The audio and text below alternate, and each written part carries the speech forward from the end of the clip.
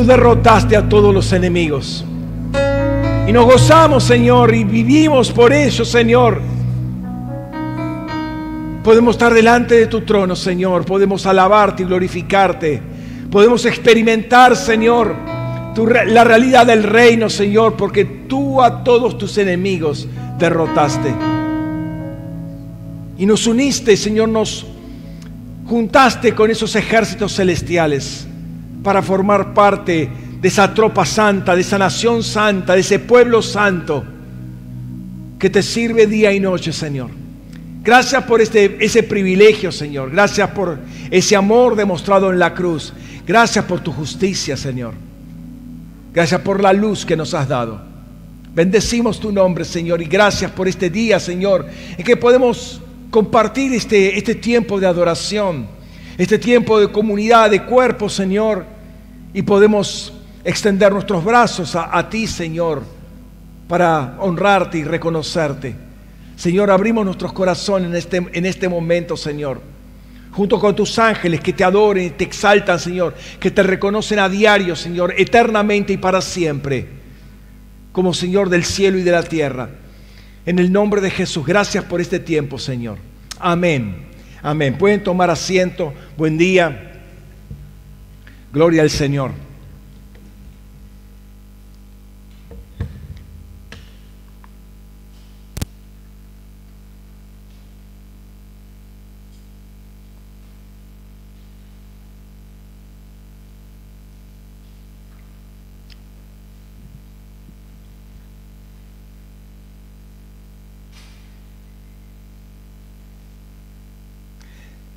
Dios les bendiga, buen día.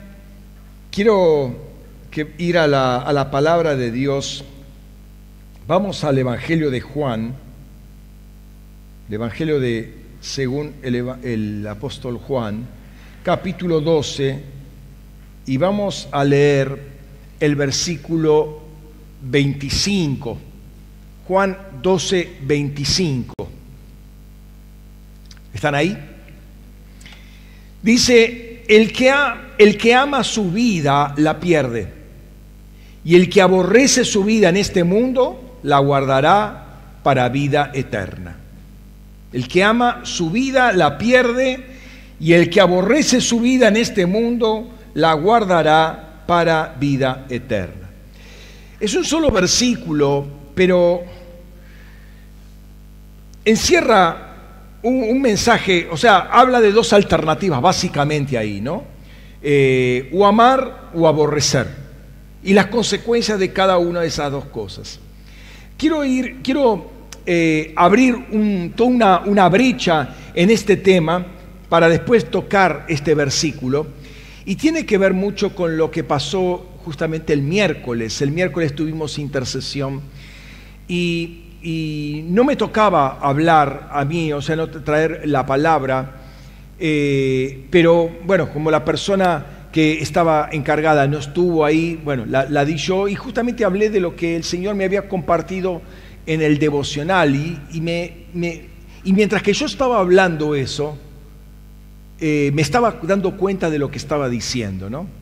Entonces, después preguntándole al Señor el viernes, me volví a traer ese pasaje que había reflexionado, y quiero trabajar un poquito más eso porque creo que es muy importante lo que ahí se decía, ¿no? Pero antes de ir a tocar ese punto, cuando Jesús es atrapado, apresado, ¿sí?, previo a su juicio y su crucifixión, obviamente, dice una cosa importante. Se lo dice a aquellos que venían contra él a agarrarlo, Judas de por medio, y dice una cosa sobre el momento ese en el cual es atrapado. Dice en Lucas 22:53, estando yo con vosotros cada día en el templo, no extendiste las manos contra mí, pero esta es vuestra hora y la potestad de la tiniebla. Notemos que Jesús tenía perfecta conciencia de lo que estaba pasando en ese momento. del tiempo, esta es vuestra hora. Lo primero que dice, este es el tiempo, vuestra hora, la hora ¿de quién? Del hombre. O sea, de alguna manera era muy consciente de que ese era el punto, por así decirlo, culminante del gobierno del hombre, donde el hombre ponía en juicio al Hijo de Dios. ¿Sí? El hombre, la genética de Adán se manifestaba, por así decirlo, en toda su maldad, toda su malicia, para atrapar y posteriormente condenar a Jesús. Es donde se manifiesta su gran pecaminosidad. Traicionado en el huerto del Edén, ahora es atrapado en Getsemaní. Tras ocultarse en un momento tras las hojas de higuera, ahora lo van a colgar en un madero, ¿sí? Pero ahí dice otra cosa más, y la potestad de la tiniebla, la palabra por potestad es exusía, o sea, la autoridad de la tiniebla. Y no deja de ser interesante que Dios había llamado noche a la tiniebla justamente, y eso ocurrió de noche, ¿no? Entonces es quizás esa noche, y en esa noche particular, donde se manifiesta toda la autoridad de la tiniebla que va a atentar contra Jesucristo. Y aquí está poniendo de relieve justamente la autoridad que la tiniebla tenía desde un primer momento, o sea, nunca tomarla como algo así liviano, porque la tiniebla estaba desarrollando un plan que se iba a consumar en este tiempo. Ahora, obviamente, no le iba a salir muy bien, obviamente, porque la peor cosa que podía hacer la tiniebla en ese momento era justamente atrapar a Jesús y crucificarlo, porque ese era el fin de la potestad de la tiniebla, ¿no? del diablo particularmente. Entonces, esa tiniebla tiene autoridad sobre la tierra porque Adán le había dado cabida, y cuando digo Adán estoy hablando de toda la humanidad caída, ¿no? Todos somos responsables de esa autoridad de la tiniebla. Ahora, Jesús también dice, y debemos tener cuenta de esto, en Juan 10, 17 y 18, por esto el Padre me ama, por cuanto yo pongo mi vida para volverla a tomar. Nadie me la quita, sino que yo la pongo de mí mismo. Tengo autoridad para ponerla y tengo autoridad para volverla a tomar. Este mandamiento recibí de mi Padre. O sea, la tiniebla en rigor no tenía ninguna autoridad sobre Jesucristo, porque él no tenía ningún pecado. Es decir, había una separación genética inclusive entre la rama de Adán y él es el segundo Adán. O sea, no, si bien había hubo un vaso que lo soportó, digamos que él fue concebido por el Espíritu Santo y no por obra de la carne humana caída, ¿sí?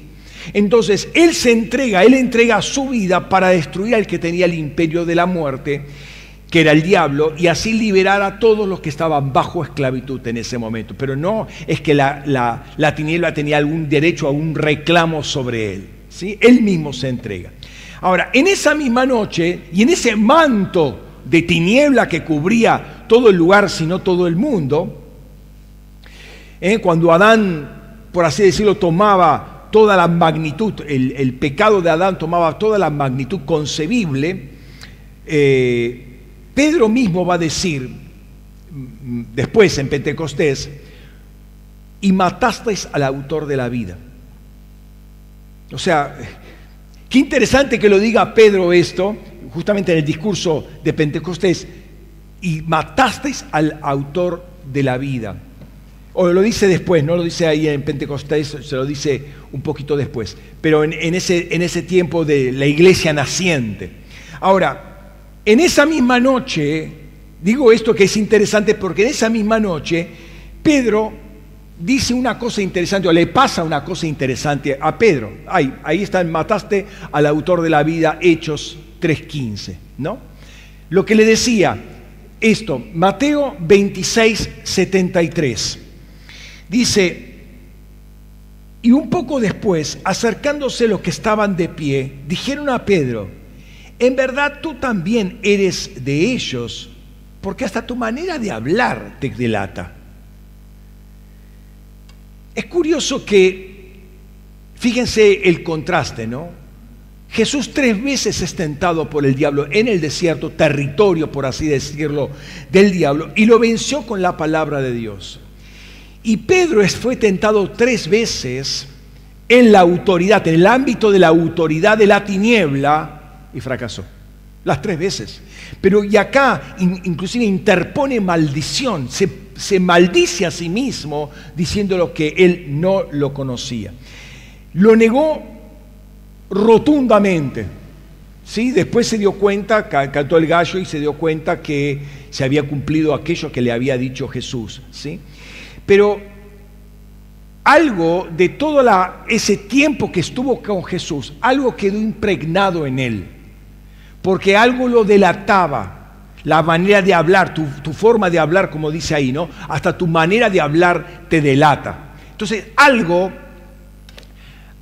que había sembrado Jesús por años en la vida de él, lo había dejado marcado, de alguna manera lo identificaba, ¿no? La pregunta que quiero tocar este día, en este nuevo tiempo, nueva estación, es cómo y con qué nos identifica nuestra manera de hablar. Pedro fue identificado como uno de los que seguía a Jesús.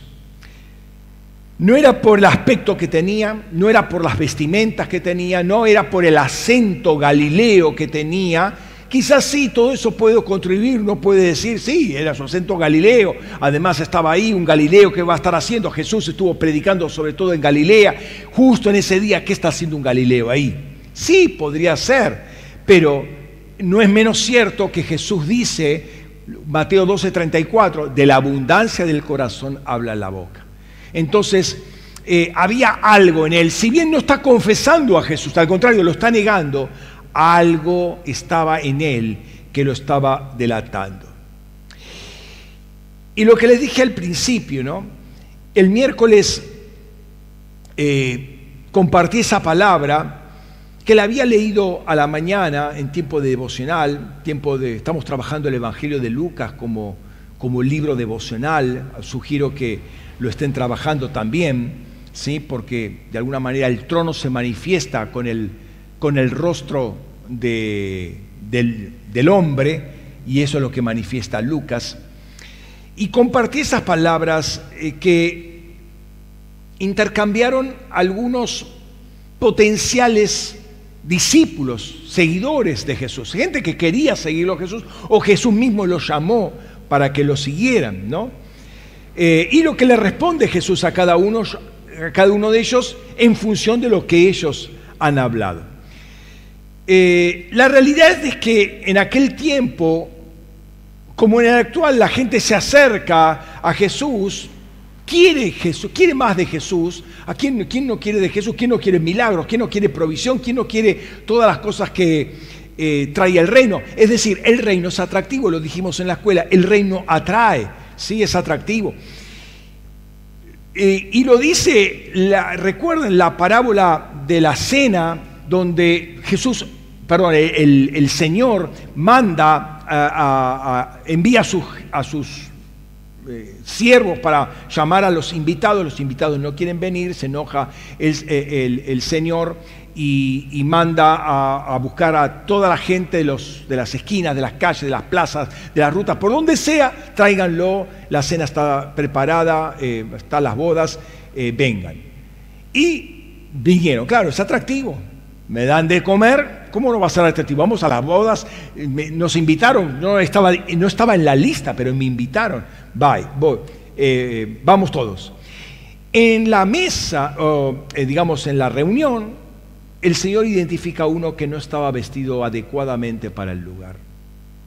Y le dice, ¿por qué no estás vestido correctamente? Con todo lo que significa la vestimenta, ¿no? Que habla de la identidad, etcétera, etcétera, ¿no?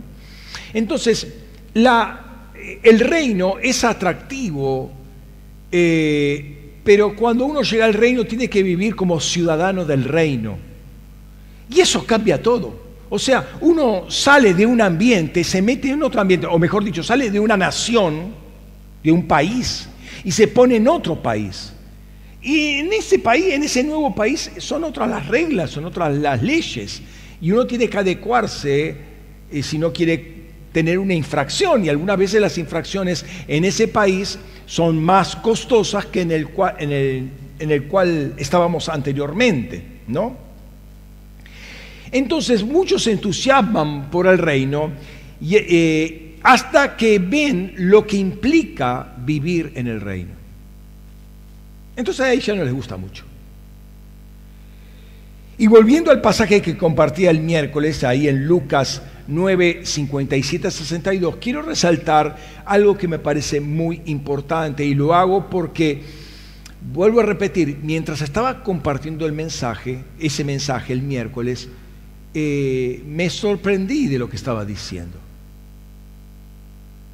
Y como no había muchos hermanos de esta congregación ahí presentes, consideré que era importante revisar, repetir, resaltar, trabajar más justamente esa palabra, ¿no?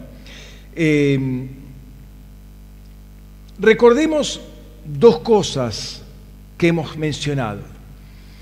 Hasta tu forma de hablar te delata, y de la abundancia del corazón habla la boca. Esos dos pasajes marcan una realidad impresionante que nos marca a nosotros en rigor, ¿no? Lo que quiero hablar en esta mañana es de una palabra, de la palabra pero.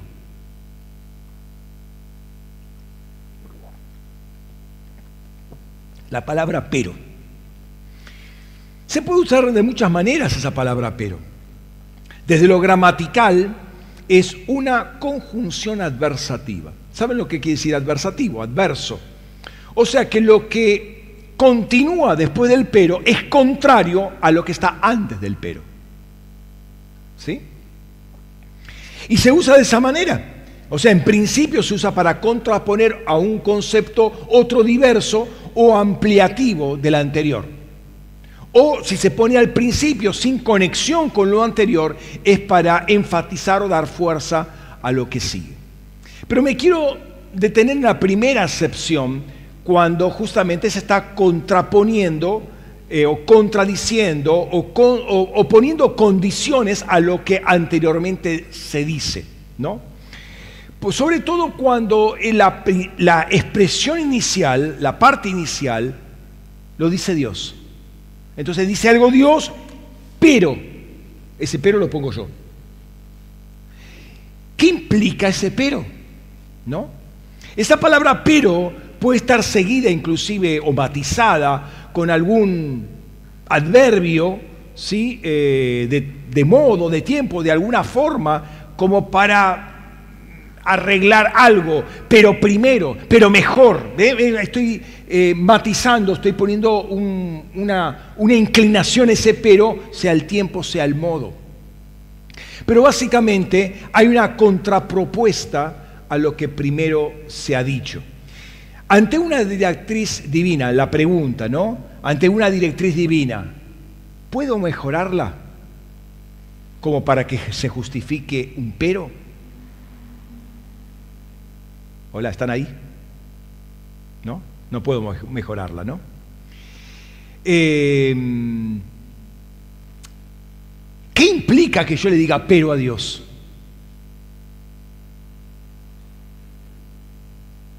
Estuve pensando justamente sobre esto, ¿no? ¿Qué implica? Da una directriz Dios, un mandamiento, una instrucción, una revelación, una palabra, lo que sea. Y es muy pesado, porque yo me estoy poniendo en una posición de, primero, juez de lo que está diciendo el Señor en ese momento. Pero antes de trabajar este punto en cuanto al significado del pero,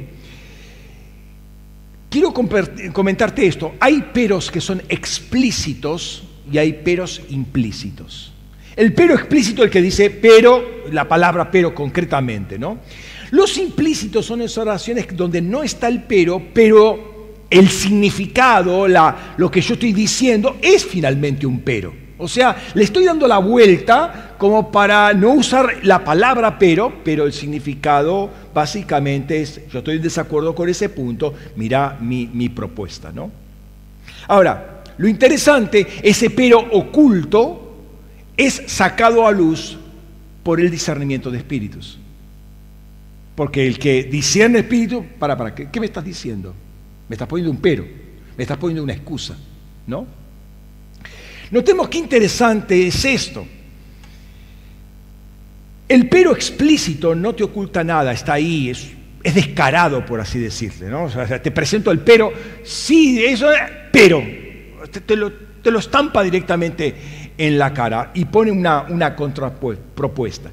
Pero el pero implícito tiene su ingeniería, ¿sí? Tiene hasta una malicia encubierta porque quiere mostrar una contrapropuesta, pero no en forma violenta, sino como diciendo como algo piadoso, algo válido, algo que viene del corazón, algo lindo, algo bueno, ¿sí? Pero hay un engaño oculto, hay una sabiduría que se utilizó para hacer eso, que no parece agresiva, pero está no más agresiva que la anterior, porque lo está haciendo ocultando el pero. Veamos el siguiente pasaje para clarificar esto. Todos lo conocemos, pero te lo quiero leer simplemente. Lucas 1, 11 al 20. Hablando de Lucas, ¿no? Es el mensaje que recibe Zacarías, que iba a tener un hijo que iba a llamarse Juan el Bautista. Dice, capítulo 1, versículo 11. Entonces, desde la derecha del altar de incienso, se le apareció de pie un ángel del Señor. Al verlo, Zacarías se turbó y el temor cayó sobre él. Pero el ángel le dijo, no temas, Zacarías, porque fue oída tu oración y tu mujer Elizabeth te dará a luz un hijo y llamarás su nombre Juan. Y tendrás gozo y alegría y muchos se regocijarán por su nacimiento, porque será grande delante del Señor. No beberá vino ni licor y será lleno del Espíritu Santo aún desde el vientre de su madre.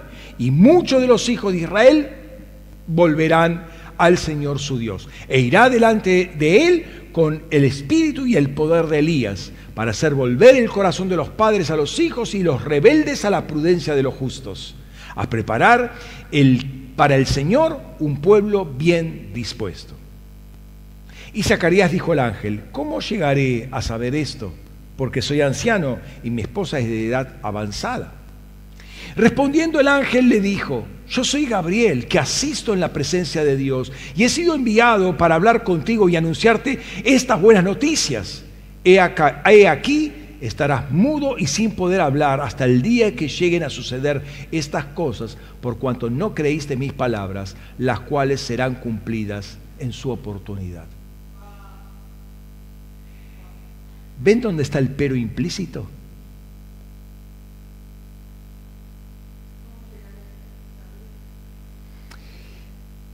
Hay uno explícito, que es el pero que da el ángel, que en rigor no es el ángel que lo da el pero, sino Lucas, que relata el lugar, el momento ahí está puesto ahí, no lo enfaticé, pero el ángel, la segunda línea al final, pero el ángel, versículo 13 es, pero el ángel dijo, o sea, el ángel percibe un cierto temor en él, pero dice, no temas, o sea, percibe eso y lo contrapone con el no temas, ¿no? Muy pastoral, muy de Jesús. Es decir, Gabriel estaba ministrando delante del Señor, viene con el Espíritu de Jesús a ministrarle a Zacarías. Pero luego está el implícito en el versículo 18, cuando Zacarías habla. Gabriel detecta la incredulidad a lo que él le estaba diciendo. Gabriel ministra delante de la presencia de Dios, como Zacarías lo estaba haciendo en ese momento, como sacerdote. Zacarías no era un improvisado, no era que recién empezaba sus funciones. Él tenía ya sus años ministrando, era sacerdote.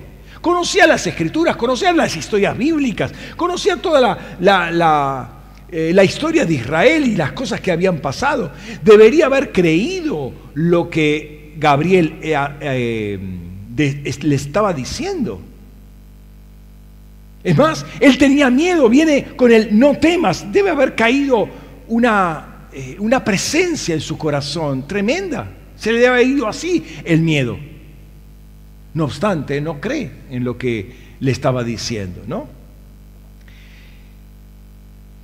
El problema de Zacarías es que estaba absorbido por su religión. ¿Hasta dónde la religión nos puede cegar? El trabajo de la religión es muy sutil, pero terriblemente perverso, ¿sí? Dice, ¿cómo llegaré a saber esto? Mira, espera 9 meses y vas a ver cómo tu esposa va a tener una panza. Vas a saber cómo, vas a entender cómo va a llegar a hacer eso. ¿Qué le tiene que estar preguntando cómo va a hacer esto? ¿Cómo llegaría a saber esto? Porque soy anciano y mi esposa es de edad avanzada. Parece una pregunta lógica. Parece una duda inocente, pero Zacarías era sacerdote, no era un improvisado. Todo Israel dependía de su intercesión en ese momento. No era un pibe que recién empezaba. Este es un pero implícito. Zacarías estaba pidiendo una señal, una confirmación de lo que Gabriel le estaba diciendo finalmente, porque mirá, si no le iba a estar pidiendo por tener un hijo. Y Gabriel viene, le dice eso y él no lo cree. Pero ¿para qué le está pidiendo? ¿Cómo está orando este hombre? ¿No? Dudaba de su palabra. La palabra de Gabriel tenía todo el peso de la palabra de Dios, ¿no? Y de hecho, sintió esa presencia. Ahora, Zacarías y Elizabeth estaban como Abraham y Sara. Eran los dos, tal vez no tanta edad, pero era edad avanzada. La esposa era estéril, igual que Sara, etcétera, etcétera, sabemos. Ahora, yo creo que Zacarías conocía la historia de Abraham y Sara. O sea, no le estaba diciendo nada nueva. Ahora, fíjate que cuando... Recuerden Génesis capítulo 18, cuando Jesús preencarnado llega ahí junto con 2 ángeles, Abraham lo empieza a atender, recuerden la historia, lo empieza a atender y le dice: de acá a un tiempo, a un año, Sara va a tener un hijo. Voy a venir por acá y Sara tendrá un hijo. Y dice la palabra, y Sara rió para sus adentros, Génesis 18, 12, pensando: habiendo envejecido tendré la dicha, siendo mi Señor un anciano. Es el mismo caso. Y justamente yo entiendo que es el mismo ángel que visitó ahí a Abraham, que está visitando en este momento a Zacarías, que después va a visitar a Gabriel, que después va a darle la anunciación a María. Ahora, fíjate lo que continúa diciendo. Y dijo Adonai, versículos 13 y 14, y dijo Adonai a Abraham: ¿por qué se rió Sara diciendo para sus adentros, daré a luz cuando he envejecido? Carece, escucha esto, carece de fuerza una palabra que viene de Elohim. Al tiempo señalado volveré a ti y Sara tendrá un hijo. Parece que Zacarías se había olvidado de esto. No solamente del pasaje, sino de la potencia que tiene una palabra de parte de Dios. Que no viene para entretener, para llenar el oído, para llenar el espacio de silencio, ¿no? La Biblia de las Américas dice, o sea, esta parte la traduce como: ¿hay algo demasiado difícil para el Señor? Y esto con matiz más, matiz menos, es lo que Gabriel le va a decir a María cuando es la anunciación. Dice en Lucas 1:37, porque para Dios nada será imposible, nada será imposible. Es decir, ahora, obviamente no vamos a comparar, porque si vamos al caso, la situación es similar con Zacarías y con María, es similar, pero es muy diferente. Primero, Zacarías era sacerdote, varón, y esta chica María tendría entre 12 y 15 años, mujer, no tenía la facilidad, nunca había leído las escrituras como Zacarías, etcétera, etcétera. Una era una nena de 12 años, este era un varón adulto, y era casado, esta era soltera, estaba desposada, pero era soltera. Entonces, la situación es bastante diferente. Entonces, la pregunta de María, ¿cómo va a ocurrir esto? Merece una explicación porque obviamente quedaría en vergüenza, ¿no? Y es muy, muy diferente la situación. De modo que, y volviendo al tema, ¿no? Cuando Dios habla, cuando Dios da una palabra, esa palabra viene con toda la potencia para destruir toda oposición del enemigo. Y quiero que te grabes eso, hermano, porque es muy, muy, muy, muy importante. Cuando Dios da una palabra, viene con toda la potencia, con toda la sabiduría, con todos los recursos para destruir toda oposición del enemigo. O sea, el pero que le voy a poner a la palabra no tiene ningún fundamento, excepto un capricho personal, excepto mi orgullo, excepto mi comodidad, excepto muchas cosas, pero que son de mi propio corazón, de mi propia naturaleza, de una naturaleza caída. Sea que Dios mismo te da la palabra o un mensajero te da la palabra, que puede ser un ángel o puede ser un estudio bíblico, una predicación. Si viene de parte de Dios, fíjate lo que dice Jesús. Mateo 10:40. El que os recibe, a mí me recibe. Y el que a mí me recibe, recibe al que me envió. Está el Padre, está el Hijo y están los discípulos. Si uno recibe a los discípulos, está recibiendo a Jesús y le está recibiendo al Padre. Eso es toda una cadena. Entonces, viene una palabra. ¿Por qué le voy a decir pero? ¿Por qué le voy a poner una contrapropuesta? ¿Podré mejorarla? No. ¿Lo mío será superior a lo de él? Dudo. La pregunta es, dada la palabra de Dios, ¿de qué lado nos ponemos? Y es ahí donde eventualmente hablamos o ponemos el pero implícito o explícito y establecemos una posición en nosotros, en el espíritu. ¿Sí? ¿Del lado de Jesús o del lado de Adán? En el medio se pone el pero. ¿Estamos del lado de Jesús o estamos del lado de Adán? El pero explícito o implícito se establece cuando uno quiere reforzar o encasillarse en la posición de Adán frente a la propuesta de Dios. ¿Escucharon eso? El ángel confrontó a Sara porque se había reído. Y luego Sara niega, no, yo me reí. Sí, te reíste. No me digas que no te reíste. Lo pongo en mis palabras, ¿no? Pero esa fue la realidad. Le estaba mintiendo todavía al ángel, que estaba delante de Jesús. Ahí estaba Jesús, estaba como testigo, estaba escuchando. Jesús estaba escuchando y Sara le viene y le dice, no, yo no me reí. No es detalle menor lo que está pasando ahí, ¿no? Y nosotros decimos estar en la presencia de Dios. ¿Pondremos un pero a lo que Dios nos dice? ¿Creemos que esto es inocente? A Zacarías le costó 9 meses de mudez. Mi pregunta es, ¿qué quiere decir esa mudez? O sea que no puedo articular palabra. Sí, en el caso de Zacarías fue así. Pero ¿qué quiere decir? ¿Qué pasaría si el Señor nos saca la voz profética? Si retira el Espíritu Santo de la posibilidad de predicar, ¿a quién le hablamos? O sea, seguimos hablando castellano o todos los idiomas que querramos, pero ¿dónde está el Espíritu Santo para compartir una palabra de Dios? Nos saca la voz profética y ¿a quién le hablamos? Por no creer. O sea, no es tanto el no poder hablar, sino remover el mensaje y el espíritu del mensaje, porque hemos puesto un pero a la fuente de vida. Mataste al autor de la vida, recuerden eso.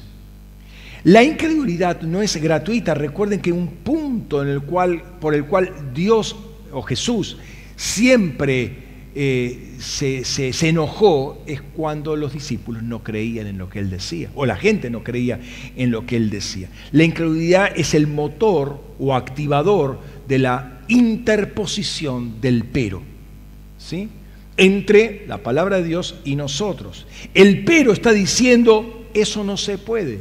Ahora, la pregunta es, ¿nosotros le vamos a decir a Dios lo que se puede o lo que no se puede? ¿No es cierto que no? Es ridículo. O sea, uno se lo pone a pensar con los pies sobre la tierra o sobre la palabra, y es ridículo eso.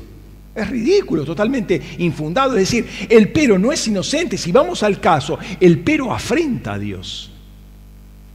El pero afrenta a Dios. A través de ese pero, Adán le está diciendo a Dios, estás equivocado. No tenés poder, no se puede, no hay recursos, no hay tiempo. Eso es lo que le está diciendo Adán. Adán, como naturaleza, como humanidad, le está diciendo a Dios. Claro que nadie osaría en la cara hoy decirle a Dios, no, eso no se puede. Es ridículo totalmente eso que decís. Nadie lo diría. Ningún cristiano con 2 dedos de temor de Dios se le ocurriría decirle algo así. Pero le pone un pero y parecería que es más elegante.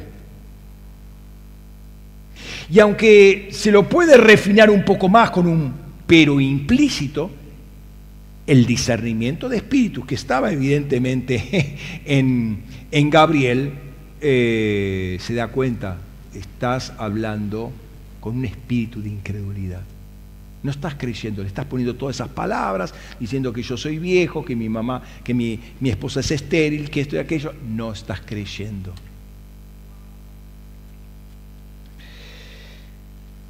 La forma de hablar nos delata y de la abundancia del corazón habla la boca. Siempre. Déjamelo poner así. Entre Jesús y Adán se mete el pero. Y lo pongo más fuerte aún para, digamos, para sentarlo a la vida cotidiana, a la vida práctica, ¿sí? Entre el beneficio que quiere entregarte Dios y tu orgullo incrédulo que se las cree todas, menos esta, se interpone el pero. O sea, nosotros finalmente creemos que lo que Dios dice no se puede hacer. ¿Por qué? Porque lo estamos basando justamente en nuestra sabiduría. ¿Sí? No creo que sea inocente porque según estuve meditando en esta palabra, veo que está inspirado por la tiniebla. Ese pero está administrado por la tiniebla. Se asienta en el orgullo y contradice a lo que Dios dice. Eso me da pie a pensar con Santiago. Esto es sabiduría terrenal, animal, diabólica. ¿Cómo le vas a decir pero a Dios? ¿Cómo Dios te dice una cosa? Sí, pero a ver, déjame que haga. Hay que hacer algo primero. Pero ¿quién sos vos para decirle que hay que hacer algo primero? No, pero mejor de lo que dice Dios. ¿Te das cuenta que eso es una sabiduría diabólica? ¿Cómo le vas a decir eso a Dios?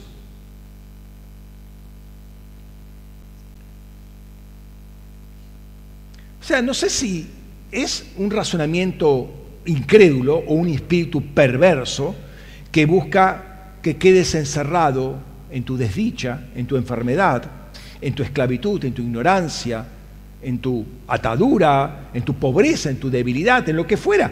Porque el Espíritu Santo, si viene una palabra de parte de Dios, es una palabra siempre libertadora, siempre que te rescata, siempre que te restaura, siempre que te sana. Cuando yo le digo pero, estoy diciendo no, quiero seguir en mi posición. No quiero mejorar.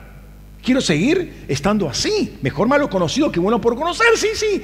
No estoy viviendo 100%, pero me siento seguro así. Esa es la fuente del mi pero. Jesús viene con planes de bien. Yo tengo planes de bien para darte un futuro y una esperanza. Y yo digo, pero, no. ¿Te das cuenta que es loco? Es loco. Me estoy poniendo una soga al cuello. ¿Cómo es eso? ¿Sí? Y es natural que de toda la multitud de gente que le seguía a Jesús, Algunos se acercara y le viniera con alguna propuesta, como si Jesús necesita consejo, ¿no? Alguna pregunta, una idea genial que hubiera elaborado. Entonces Jesús reporta justamente eso que ocurrió. Y leo estos 3 casos que aparecen en Lucas capítulo 9. El versículo 57 y 58 menciona un caso en particular, ¿sí? Y mientras iban por el camino, alguien le dijo: te seguiré a donde quiera que vayas. Jesús le dijo: las zorras tienen guaridas y las aves nidos, las aves del cielo nidos, pero el Hijo del Hombre no tiene dónde recostar su cabeza. No sé si Jesús conocía a este muchacho de algún tiempo, el Espíritu Santo le reveló qué había en su corazón. No se sabe, no dice acá. Pero este hombre parecía que tenía algunas fantasías aventureras que no condecían con el reino, ¿sí? Le responde de una forma tal que me parece que su semblante se cayó por el piso, o sea, de una sonrisa de oreja a oreja, que diciendo que iba a recibir una palmadita de parte de Jesús, le dijo tremenda palabra y no, debe haber quedado mudo también, pero por otra razón.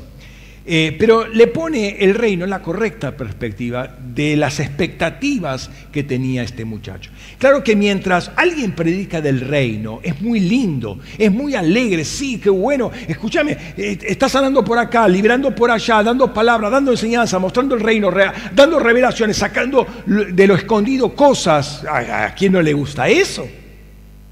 O sea, una cosa es verlo, otra cosa es entrar en el reino. Ahí cambia la cosa. Ahí cambia la cosa, ¿no? Jesús les dice: el reino de Dios está en medio de vosotros. Sí, está bien. Ahora, ¿vos querés entrar? Bueno, si querés entrar, acá está la carta de ciudadanía. Tenés que leer este documento previamente. ¿Se acuerdan del joven rico? Amén, ¿no? Menos mal. No vamos a leer toda la historia porque es larga y no viene al caso, pero quiero mostrarte lo que ocurre después de que el joven rico quedó con los ojos abiertos, también quedó mudo. Cuando Dios le pone, qué interesante, cuando Jesús le pone, quedan todos como Zacarías, quedan mudos. Se les acaba toda la argumentación. Dice Lucas 18, 24 al 30, y viendo Jesús, dijo: cuán difícilmente entran en el reino del cielo los que tienen riquezas. Porque es más fácil que un camello entre por el ojo de una aguja que un rico en el reino de Dios. Y dijeron los que oyeron: ¿quién pues puede salvarse? Él respondió: lo imposible para los hombres es posible para Dios. Entonces Pedro le dijo: he aquí, nosotros, habiendo dejado todo, te seguimos. Él les dijo: de cierto os digo que nadie hay que dejó casa o mujer o hermanos o padre o hijos por causa del reino, que ciertamente no reciba muchas veces más en este tiempo y en la era que viene vida eterna. No es que la riqueza compite con el reino de Dios, sino que el corazón de uno compite, ¿sí? Uno está atado a las riquezas terrenales más que al cielo. O sea, la Biblia, después Pablo va a hablar del engaño de las riquezas.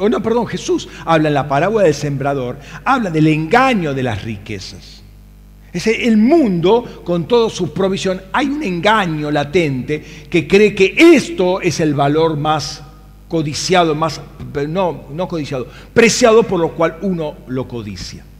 Lo que pasa que cuanto uno más tiene, más quiere tener, más atado está, sabe que le costó mucho adquirir esa riqueza, quiere adquirir más todavía y está muy empeñado en conservarlas. Entonces invierte mucho tiempo y energía en conservarlas y aumentarlas, ¿no? Ahora, Pedro es consciente de esto, de que dejó toda una empresa por seguirlo a Jesús. No dejó una barca, dejó su empresa. Y los que estaban con Jesús, Andrés, Juan, Jacobo, también dejaron todo. ¿Qué quiere decir esto? Todo lo dejaron en segunda prioridad, lo pusieron todo en segunda prioridad, porque después Pedro lo vemos pescando. Lo pusieron en segunda prioridad porque la primera prioridad la toma Jesucristo. Lejos de la segunda, ¿no? O sea, hay un raquía en el medio, hay una separación en el medio, ¿sí? Y ahí lista Jesús una cantidad de ítems altamente valorados en esta vida, ¿sí? Casa, cónyuges, parientes, lazos afectivos primarios. Ahora es interesante que ponga casas al principio. ¿Por qué? Porque después pone a todos los parientes, toda la parentela. O sea, esa casa no es la familia, esa casa es los bienes, lo que te da cobertura, lo que te da techo, lo que te da seguridad. Eso lo pones en segundo lugar. Inclusive todos tus parientes los pones en segundo lugar. Y el primer lugar lo toma Jesucristo. Ese es el ABC, por así decirlo, del reino, ¿no? Entonces, lo que ocupa primera prioridad en tu vida, debes dejarlo todo por causa del reino, por causa de Jesús y del reino. Nadie puede tomar el lugar prioritario, número uno de Jesucristo. Y eso algunas veces no está tan asentado en nosotros, sí conceptualmente, sí mentalmente, pero en el momento de o uno o lo otro, sí, pero, ahí se pone el pero. Porque ahí está bien, es muy estricto Jesús, sí lo entiendo, pero también también Jesús entiende mi situación. ¿Te das cuenta? El pero está en el medio. Como si Jesús fuera un ignorante de nuestra situación, ¿no? Están ahí, ¿no? Porque parece que están como Zacarías, mudos. Ni un amén ya hay. Es así que todos se alegran por las manifestaciones del reino, hasta el momento que dice, el Hijo del Hombre no tiene dónde recostar la cabeza. Ahí quedaron como Zacarías. No pueden hablar. Es decir, el reino va a implicar renuncia. Y no es renuncia al pecado, obviamente, estamos en Cristo, vamos a renunciar al pecado, obvio, no queda otro. Pero ¿qué tal renunciar a prioridades equivocadas que tenemos, ¿no? Confianzas que hemos levantado, prioridades, agendas, a seguridades que tenemos, cosas que reemplazan a Dios, porque finalmente todas esas cosas son reemplazos paupérrimos de lo que es Dios o de lo que nos puede dar Dios. Ahora, Dios ama a las zorras y Dios ama a los pajaritos también. Sí, obvio. No los condena por tener guaridas y nidos, ¿no? Pero los que quieran seguir al reino deben sujetarse a otra agenda, a la agenda del Padre. Punto. Y si Dios te dice algo, no le digas, sí, está bien, pero no le pongas el pero. Déjalo ahí. Sí, está bien. Amén. Y después hacelo. No le pongas el pero, porque el pero quiere decir que no lo querés hacer, que no estás de acuerdo, que hay otra prioridad antes. Ahora, es posible que Jesús llame a la gente, como en un momento llamó a Pedro, Andrés, Jacobo, Juan y demás. Fíjate lo que dice Mateo 4, 18. Escuchá lo que voy a decir ahora. Mateo 4, 18 al 22. Dice, andando junto al mar de Galilea, vio a dos hermanos, Simón, llamado Pedro, y su hermano Andrés, que echaban una jávega en el mar, una red, una jávega en el mar, porque eran pescadores. Les dice, venid en pos de mí, y los haré pescador de hombres. Y ellos, dejando al instante las redes, oído acá, y ellos dejando al instante las redes, lo siguieron. No dijeron, pero tengo las redes, ya lo sé que tenés las redes. Vengan en pos de mí, lo hago pescadores de hombres. Un desafío total, ¿no? Nunca lo habían hecho antes. Pescaban peces, ahora pescan hombres. ¿Cómo es eso? Y cuando pasó de allí, vio a otros dos hermanos, Jacobo, el de Zebedeo, y Juan su hermano, que remendaban sus redes en la barca con su padre Zebedeo. Y los llamó, y ellos dejando, oído acá, al instante la barca y a su padre, ¿hola? Escuchan, ¿no? Dejando a la barca y a su padre, lo siguieron. O pensemos en el caso de Mateo, capítulo 9:9 del Mateo. Dice: pasando de allí, Jesús vio a un hombre llamado Mateo sentado en el lugar de los tributos y le dice: sígueme. Y levantándose lo siguió. Ahora, Mateo trabajaba en relación de dependencia con el Estado, que entre paréntesis eran romanos y eran los amos, porque ellos eran esclavos de Roma. Y me llama la atención que al instante, ¿sí?, levantándose, lo dijo: mi horario de trabajo termina a las 6 de la tarde. Arreglo todo y voy. O sea, no le dice: pero lo que pasa es que estoy trabajando ahora. Pero mi jefe me dice, no, acá dice, levantándose lo siguió, punto. Ahora, nota esta diferencia. Lucas 9:59 y siguiente. Y dijo a otro: sígueme. Pero él dijo: Señor, permíteme ir primero a enterrar a mi padre. Le dijo: deja que los muertos entierren a sus muertos, tú anda y proclama el reino de Dios. ¿Te das cuenta por qué hay gente que en el reino de Dios tiene nombre? Pedro, Juan, Jacobo, Andrés. ¿Cómo se llamaba este muchacho?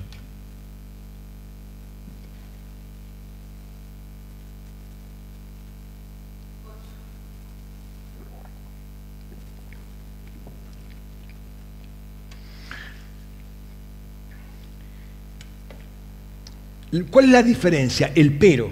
En este caso, te sigo, pero primero voy a hacer otra cosa. Pone un adverbio de tiempo y la embarra todo. Si hubiese dicho: sí, te sigo, listo, sí, amén, ahí estaba perfecto. Pero en el momento que le pone el primero, voy a hacer otra cosa.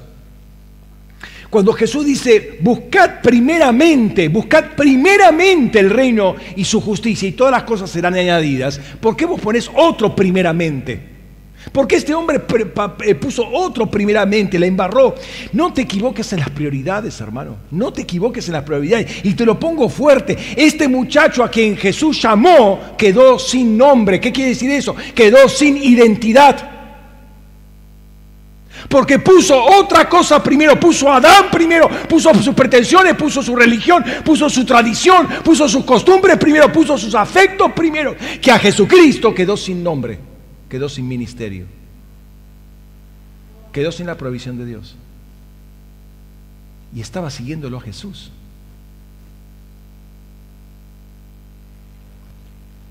Ahora, pongan nota acá porque Jesús lo llama a este muchacho. Y la Biblia dice: a quien Jesús llamó, también justificó. Y al que justificó, también glorificó. O sea que este hombre fue llamado en la eternidad. Cuando Jesús lo llamó, debe haber sentido algo en él. ¿Por qué? Porque reconocía ese llamado. Si nosotros vamos acá porque fuimos llamados a la eternidad, si ese muchacho estaba siguiéndolo a Jesús, es porque había recibido un llamado en la eternidad. Pero cuando Jesús le habla puntualmente, rechaza. Le pone un pero. Para que no digas que somos robots, que ya está todo determinado. Estaba el llamado en la eternidad. Y había todo un plan para él desde la eternidad. Había nombre para él. Había ministerio, había dones, había recursos para él en la eternidad. Pero dijo: pero deja primero, permite primero que haga otra cosa. Es decir, poner un pero a una prioridad equivocada te puede hacer perder tu identidad, además de un ministerio, además de todo lo que el Señor puede abrir en el cielo para uno y para su descendencia. No es un detalle menor ponerle un pero a Dios. Este muchacho se quedó más que mudo. No tuvo más palabra.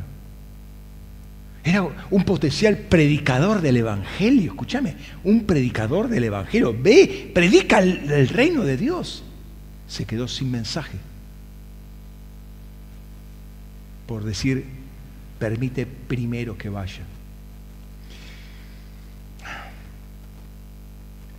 Ahora, ¿por qué te digo esto? Fíjate, el texto dice, deja que los muertos entierren a sus muertos. ¿Qué le está diciendo? Que él no estaba muerto, él ya estaba vivo. ¿Por qué? Porque lo estaba siguiendo a Jesús.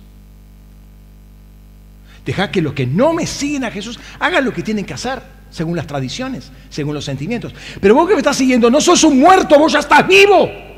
Vos estás escuchando mi palabra, vos tenés fe, tenés recursos suficientes para saber quién es el que te está hablando. Tuviste palabra del cielo desde la eternidad. Deja que los que no recibieron eso, hagan eso. ¿Cómo te bajás de donde estás parado a moverte por los sentimientos? Complicado el reino, ¿no? O sea, muy lindo verlo, pero cuando uno se mete en el reino, ya la cosa es más estricta.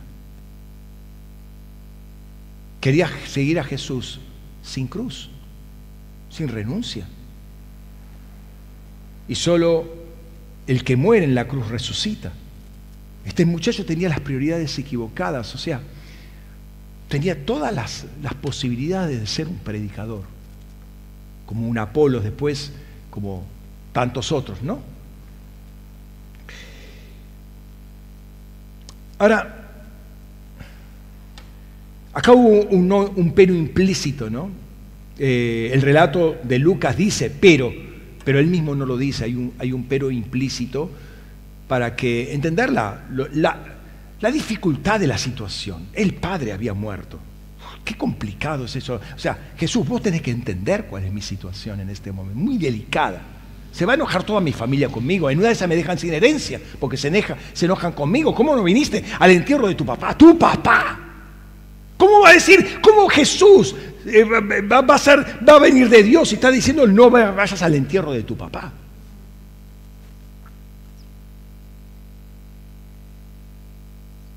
Pero prefirió eso. Cuando él sabía dónde estaba la verdad.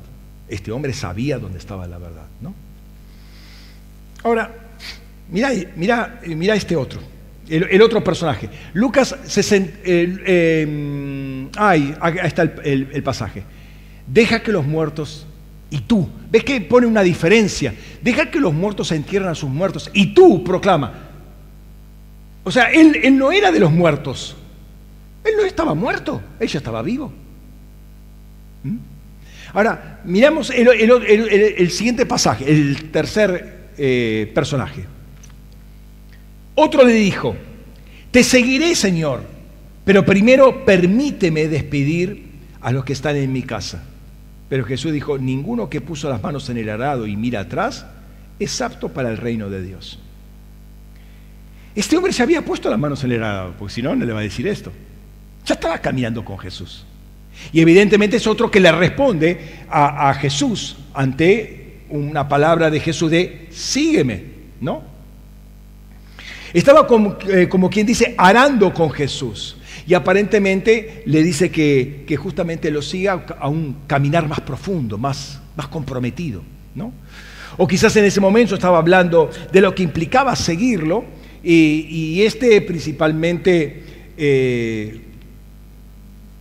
metiéndose en una experiencia más profunda con el Señor, le dice, sí, mira, te sigo, pero lo que pasa es que tengo gente en casa y eso me va a implicar un tiempo y déjame que haga un llamadito primero.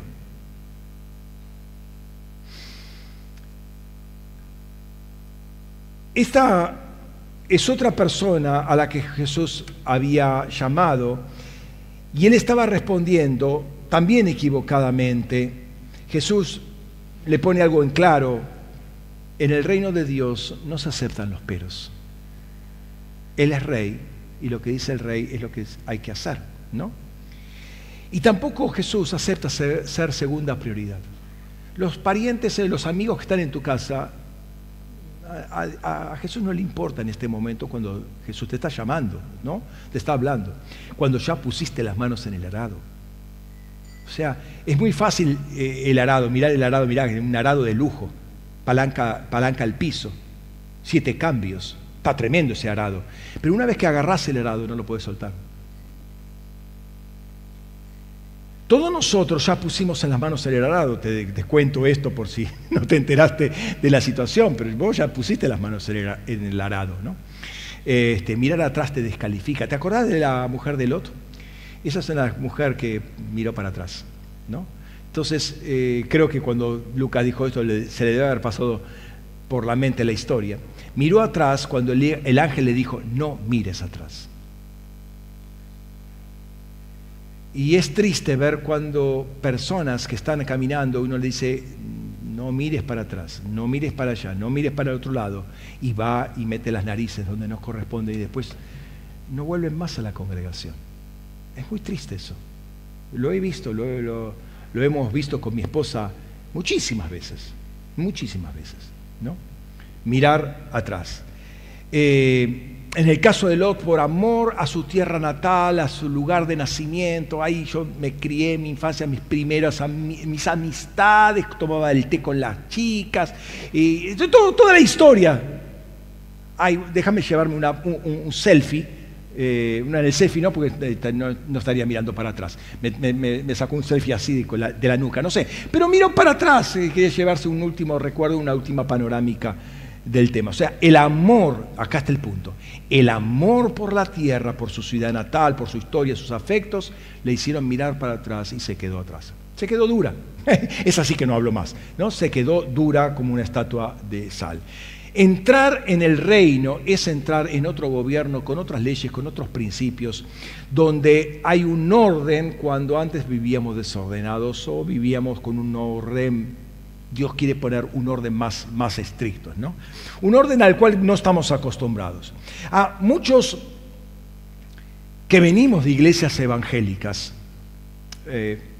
todos nosotros venimos, al menos yo vengo de otra iglesia evangélica, tradicional, con más o menos experiencia del Espíritu Santo, más light, que permitían muchas cosas, inclusive cosas que no estaban escritas en la palabra o estaban en contra literalmente de la palabra, iglesias donde había indisciplina, había chismes y está mal, no lo hagas, pero no se apretaba más sobre el asunto, ¿no? Había murmuración, había crítica y estaba bien, o sea, bueno, no está bien, pero se lo dejaba pasar, ¿no?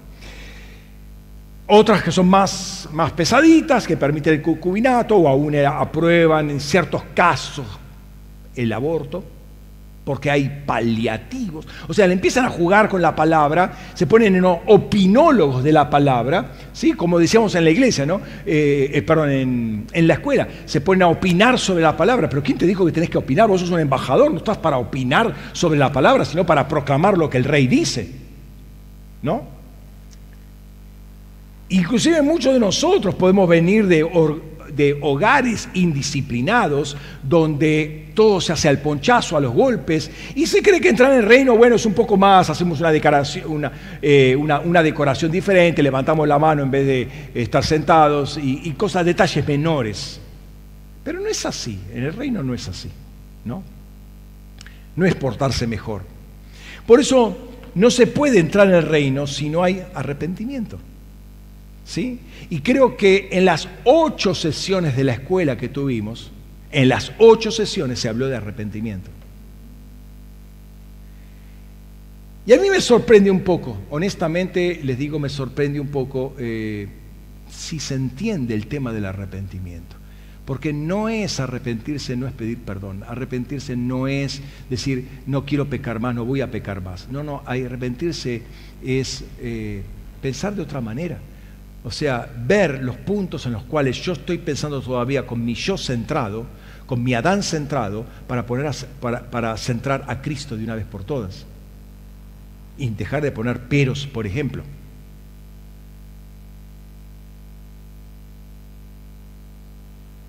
¿Cuántas veces, por ejemplo, sugerí, invité a la intercesión de los miércoles? El miércoles después de la escuela, ¿cuántos estuvieron en la intercesión? Este miércoles pasado, ¿cuántos estuvieron en la intercesión? Entonces, se dan cuenta que hay peros implícitos. ¿O te crees que la intercesión no es importante? ¿Qué te crees que es vivir en el Espíritu? Tan como Zacarías.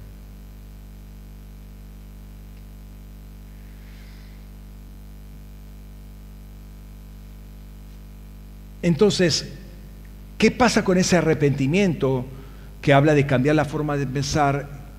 Si Jesús nos dice algo y decimos, sí, Señor, pero es que lo que pasa es que entiendo, pero primero tengo, siempre hay algo. Siempre hay algo. Pero mi pregunta es si uno está entendiendo a quién le está diciendo pero. Esa es mi gran preocupación. Eso es lo que me cayó la ficha cuando yo estaba hablando el miércoles de este tema. ¿A quién le estamos diciendo pero? Por las razones que vos tengas, hermano, si Dios te está diciendo algo, el peso de la palabra de Dios no tiene nada que hacer con tus razones, las pisotea tus razones. Pero Adán se levanta y dice, pero lo que vos decís no está correcto. Yo tengo mis razones para no obedecerte. No es inocente lo que decimos porque estamos expresando básicamente incredulidad, si no estamos expresando rebeldía. Porque no quiero hacer lo que Dios me dice o cuando Dios me lo dice. Perdón si soy fuerte en lo que te estoy diciendo, pero el pero me pone con algunos ejemplos concretos, explícitos o implícitos, una situación bastante confrontativa, bastante delicada. De nuevo, es el segundo Adán confrontándose con el primer Adán que se esconde tras el pero de la hoja de higuera. Pero estoy vestido, ¿no? Pero. Es el lenguaje religioso, el pero es el lenguaje religioso finalmente. Si Dios no lo aceptó antes, Dios no lo acepta ahora tampoco. Ahora, quiero mostrarte porque Jesús también usa el pero. Entonces, ¿cómo lo usa Jesús el pero y cómo nosotros lo usamos el pero? De alguna manera ya el pero nuestro está entendido, ¿no? Volvamos a lo que pasa acá, ¿sí? Mateo 26, 73 nuevamente. Y un poco después, acercándose a los que estaban de pie, le dijeron a Pedro, en verdad tú también eres de ellos, porque hasta tu manera de hablar te delata. ¿Cómo hablamos nosotros?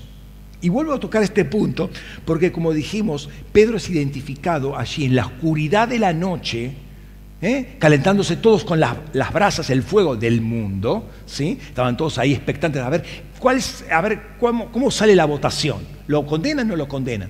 ¿Sí? Todos expectantes, pero nadie haciendo nada, no estaban en intercesión. Señor, clamando ahí en el nombre de Jesús, reprendo al sumo sacerdote, al otro, al Sanedrín, los reprendo, los caso, los ato, lo enmudezco. No, estaban calentándose. A ver, si sabe algo ya, y siguen calentándose en el mundo, ¿no?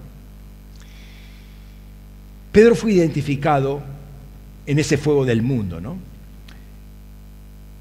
¿Cómo usaba Jesús el pero?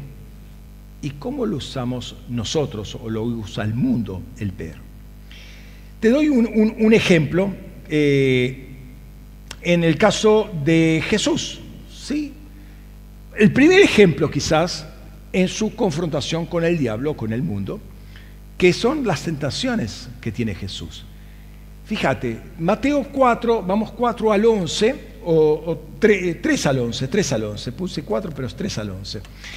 Y acercándose el tentador le dijo, ya que eres el Hijo de Dios, di a estas piedras que se conviertan en pan. Pero él respondiendo, bueno, le va a dar vuelta la cosa, dijo, escrito está, o sea, Jesús está dando un pero implícito, el pero lo está poniendo Mateo.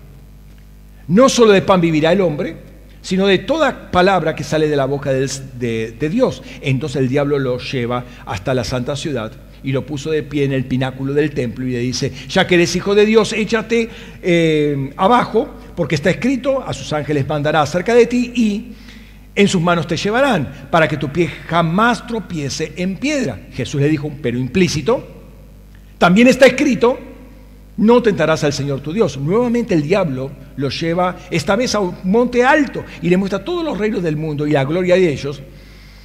Y le dijo, todo esto te daré si te postras y me adoras. Pero Jesús le dice, apártate, Satanás, porque escrito está, al Señor tu Dios adorarás y a Él solo servirás. Entonces lo deja el diablo y allí unos ángeles se acercaron y los servían. Eso, Jesús contrarresta al diablo, la palabra del diablo, la propuesta de Satanás, con la palabra de Dios. El diablo sugiere algo, pero él responde con la palabra de Dios. En el Sermón del Monte vamos a encontrar una estructura de esta manera. Oíste que fue os dicho, pero yo os digo.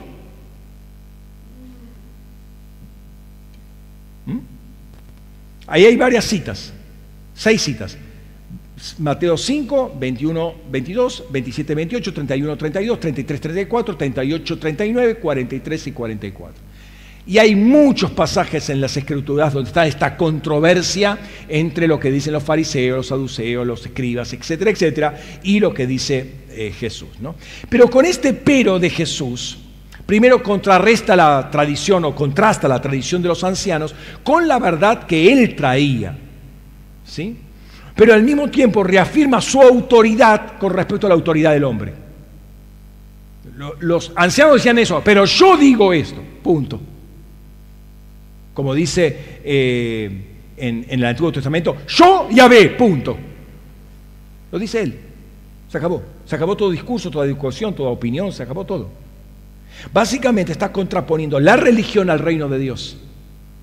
Lo que dicen los acuerdos de hombres al reino de Dios. Y él está poniéndose como autoridad suprema en el reino sobre los líderes históricos de la religión. A mí me importa 3 rábanos lo que dicen los ancianos. La palabra de Dios dice esto y punto. Y no se discute más.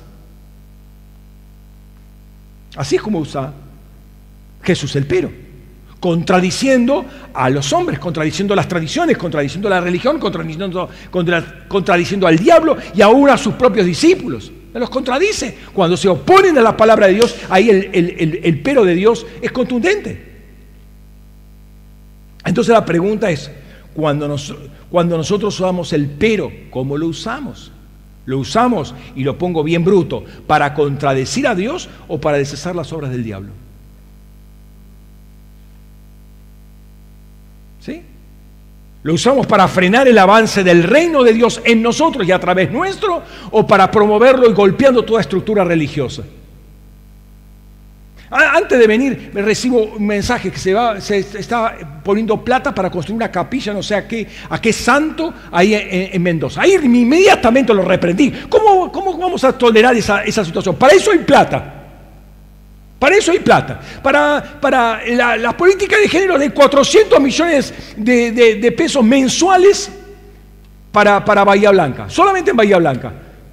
Pero para hacer recursos hídricos no hay plata. Y nosotros decimos, uy, qué terrible. Así nos quedamos nosotros. ¿Qué forma de gobierno es esa? O sea, ¿cómo uso mi pero? ¿Cómo usa el pero implícito o el pero explícito? Ahí reprendiendo las obras del diablo, hermano. O sea, el diablo dice una cosa, hace una cosa, o los hombres, la religión hace una cosa, en el nombre de Jesús se detiene eso. El tema es delicado, pero contundente. Jesús dice, mira lo que dice Jesús. El que no está conmigo está en contra de mí, y el que no recoge conmigo desparrama. ¿Cómo usamos el pero? Muy fuerte esto. El vocabulario que usamos y cómo lo usamos nos define de qué lado estamos. Si estamos en sintonía, si estamos en acuerdo y hablamos lo mismo que, o decimos sí, bueno, pero. Ahora, veamos otro ejemplo y acá voy quizás a la fuente del pero.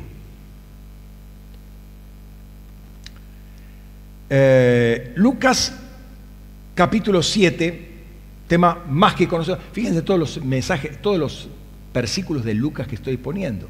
Lo estoy haciendo a propósito porque estoy siendo ministrado por el Evangelio de Lucas, el rostro del hombre que Dios quiere manifestarse en este tiempo, por lo menos un año. Por eso le estoy diciendo, hagan devocionales con Lucas. Lucas capítulo 7, los versículos 1 al 10. Cuando completó todas sus palabras a oídos del pueblo, entró en Cafarnaúm. Y el esclavo de cierto centurión, a quien éste estimaba mucho, estaba enfermo, a punto de morir. Y al oír acerca de Jesús, envió a él unos ancianos de los judíos a rogarle que fuera y sanara a su esclavo. Presentándose pues ante Jesús, le rogaban, estos ancianos, le rogaban, ¿dónde está? Le rogaban insistentemente diciendo, es digno que le concedas esto porque ama a nuestra nación y él mismo nos edificó la sinagoga. Jesús fue con ellos, pero cuando ya no distaba mucho de la casa, el centurión envió unos amigos a decirle, Señor, no te molestes, porque no soy digno de que entres bajo mi techo, por lo cual ni siquiera me consideré digno de ir a ti. Pero di la palabra y será sanado mi criado.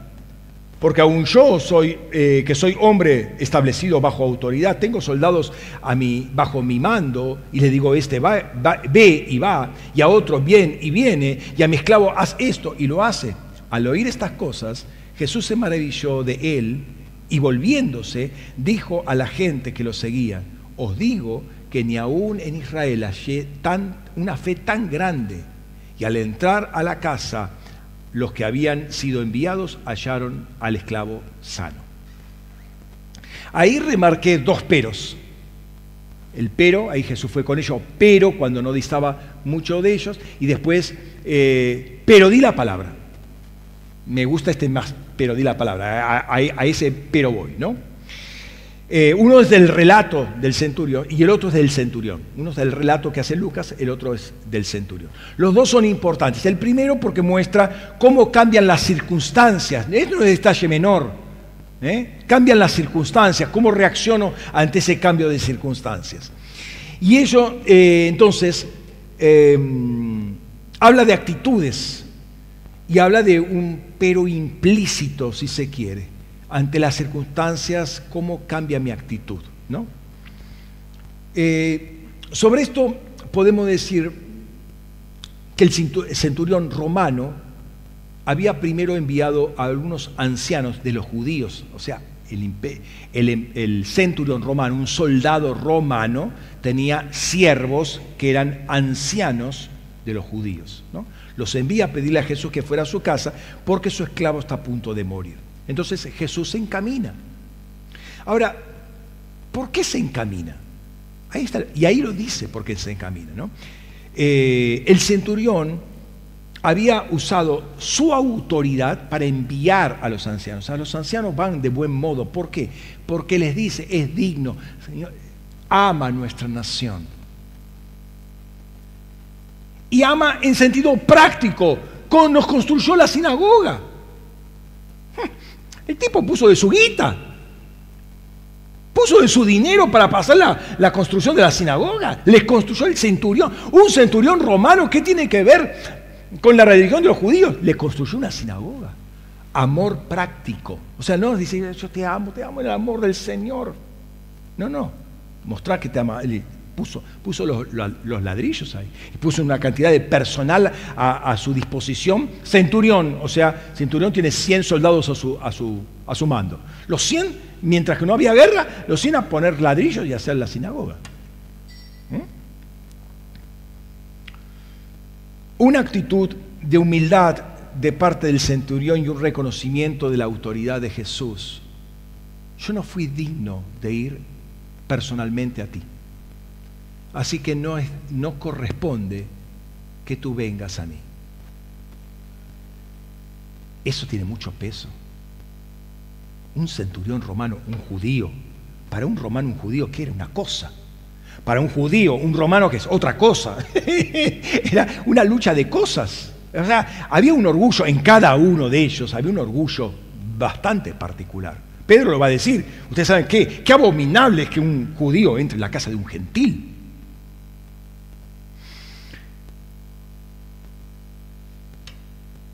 Muy tremendo es esto. O sea, yo creo que ahí hay dos cosas que a Jesús le impactaron. Primero, el hecho que un centurión le construya una sinagoga. Ama a nuestra nación. No es un enemigo, es una persona que ama. Dos, su humildad. No soy digno. Eso fue tremendo. O sea, noten que no hay ese pero, perdón, sí, bueno, ese pero, el primer pero, cuando no distaba mucho, el centurión le dijo, manda a un amigo, listo, no vengas. Ese fue una segunda motivación que abrió los cielos para el centurión.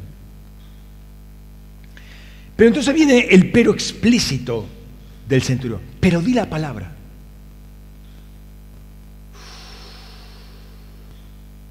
Qué fuerte es eso, porque mostraba algo más en este centurión, ¿sí? Y ahí estaba reconociendo la autoridad que Jesús tenía sobre el mundo espiritual. Él estaba reconociendo que hay un mundo natural y hay relaciones en el mundo natural que se dan de esta manera, pero si se da en el mundo natural, viéndolo a Jesús, quiere decir que en el mundo espiritual también se está dando eso. ¿Por qué este centurión tuvo esta revelación? Porque después Jesús va a decir, no hallé tanta fe. ¿Cómo es que tiene tanta fe este hombre? ¿Cómo tiene esta revelación de entender la autoridad? ¿Cómo es esto? ¿De dónde sacó esto? ¿Por qué le vino esta revelación a él? No lo vi en todo el pueblo de Israel. ¿Por qué le vino esto a él? ¿Te preguntaste eso? Yo me lo pregunté, y lo interesante es que el texto lo dice.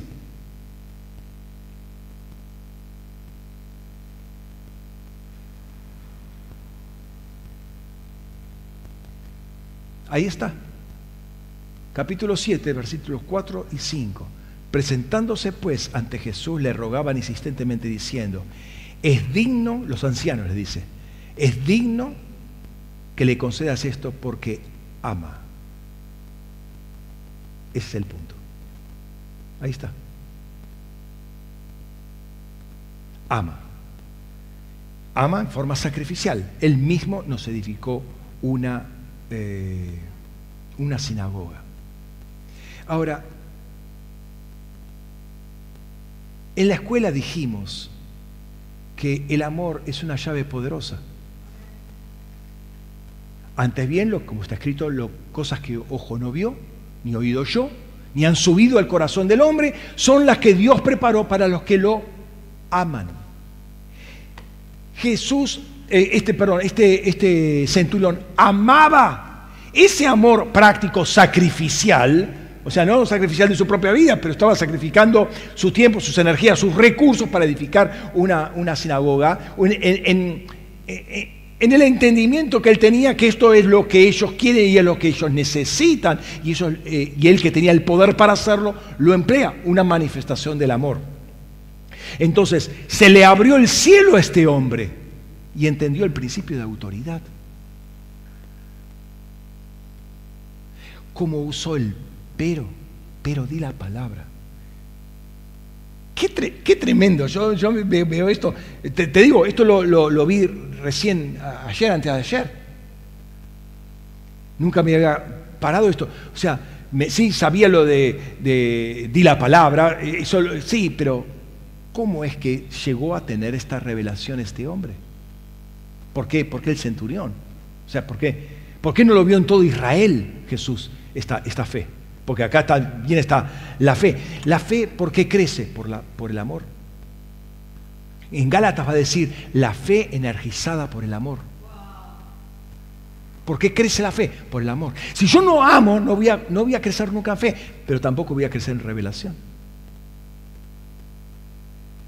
El mundo espiritual no se abre por los cursos de Biblia que tengas, los años de iglesia que tengas, los títulos de teología que tengas, no, se abre amando.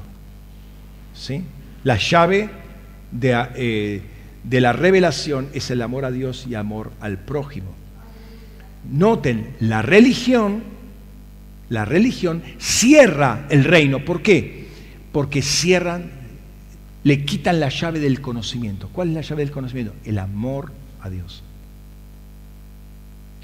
Y el amor concreto, sacrificial, con testimonio de los afectados, ese es el testimonio. No es el amor que dice el centurión que tiene, es el amor que los judíos, los ancianos, dicen que el centurión tiene. Hay testimonios, 2 o 3 testimonios. En el testimonio de 2 o 3 hay una verdad confirmada. Acá había más, al menos 2 ancianos que estaban testificando del amor que el centurión tenía.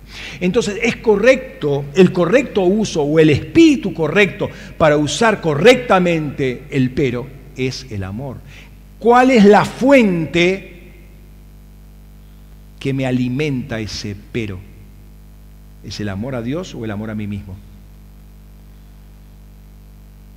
Si yo amo a Dios sabiendo que Él me ama, porque Él me amó primero, no le voy a poner peros a cualquier cosa que Él me diga, sino que voy a responder con diligencia, con prontitud, con certeza, porque sé que Él me ama. Y todo lo que Él me dice es para mi bien, es para la extensión del reino. O sea, no solamente para mi bien, es para el bien de muchos. O sea, yo sé que obedeciéndolo a Él, el bien se va a expandir, la bendición se va a expandir, el reino se va a expandir, porque es lo que siempre quiere. Y a mí me va a salpicar fuertemente la bendición. Pero si amo más mi vida en Adán, ahí está complicada la cosa. Entonces ahí voy al texto que vimos al principio de todos. El que ama su vida, y por vida pone suje, la pierde. Y el que aborrece su vida, su suje, en este mundo, la guardará para vida eterna. Si tú amas tu vida en Adán, ahora no te suje es alma. Si amas tu alma o si aborreces tu alma. Eso es lo que está diciendo ahí. Si amas tu vida en Adán, en este mundo, pierdes la vida eterna porque pones freno a lo que Jesús viene y viene con palabra de vida eterna. Tus palabras son espíritu y son vida. Tu alma, si vos amas tu alma, o sea, tu alma, tu vida natural, tu vida terrenal, tu vida emocional. Si vos amás eso, en este mundo, mundo caído, amás eso, la perdés. Ahora, nota que dice ahí una cosa interesante. No dice, el que ama su vida la perderá. No, la pierde, la estás perdiendo. Cada vez que vos le pones un pero a Dios, estás perdiendo vida. Cada vez que vos le decís, pero dejá de hacer esto, no, primero esto, no, pero mejor porque no hacemos así. Y siempre le pongo algo, estás perdiendo vida porque no estás permitiendo que la palabra, que es espíritu y vida, te esté ministrando, te esté limpiando, te esté sanando, te esté restaurando, te esté abriendo, te esté ampliando, te esté aumentando tu influencia, lo que sea, está creciendo el reino en ti a través tuyo. Estás perdiendo tu vida.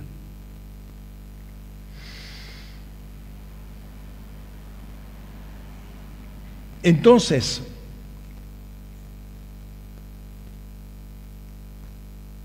si uno ama el rol de liderazgo del alma caída por sobre el espíritu, perdés tu vida. Eso es lo que está diciendo. Ni siquiera dice la vas a perder, ya la estás perdiendo. ¿Sí? El pero constante, explícito o implícito, frena el suministro de la vida del Espíritu, de la vida de resurrección en cada uno de nosotros. La vida de Dios en nosotros está en relación inversa a nuestros peros. Cuanto más peros, menos vida. Cuanto más peros, más religión, pero menos vida. ¿Sí? La vida de Dios en nosotros está en relación inversa a nuestros peros, explícitos o implícitos, que tienen que ver con nuestra vida cotidiana. Se lo hacemos saber a Dios constantemente cada vez que Él nos dice algo y nosotros le ponemos un pero, se lo estamos diciendo. Implícito o explícito, se lo estamos diciendo y le estamos diciendo, no, todavía Adán quiere seguir viviendo un poquito más. Mi agenda, la agenda adánica, está muy llenita, muy completita. Tengo mucho. Dios, tengo muchas cosas. No me vengas con otra cosa más. En rigor, Él quiere que te deshagas de todo eso y quieres una sola cosa. O sea, te quiere alivianar la agenda. La agenda de Dios es un solo punto, ¿no? Entonces, como hemos dicho, podemos concluir en términos generales lo que claramente dice la Escritura. Primero, nuestro hablar no es inocente, ¿sí? Segundo, nuestro hablar habla de nuestro corazón. Tercero, nuestro hablar o accionar testifica del Espíritu que está en nosotros y a quién estamos siguiendo. Si estamos siguiendo a Jesús o estamos siguiendo a Adán, ¿no?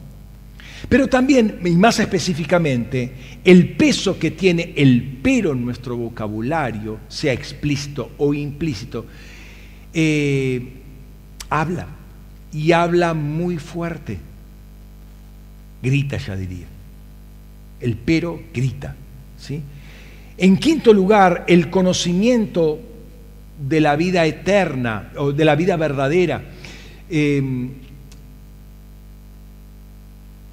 Yo no sé si realmente hay un entendimiento profundo de lo que es la vida eterna cuando uno le está poniendo un pero a Dios.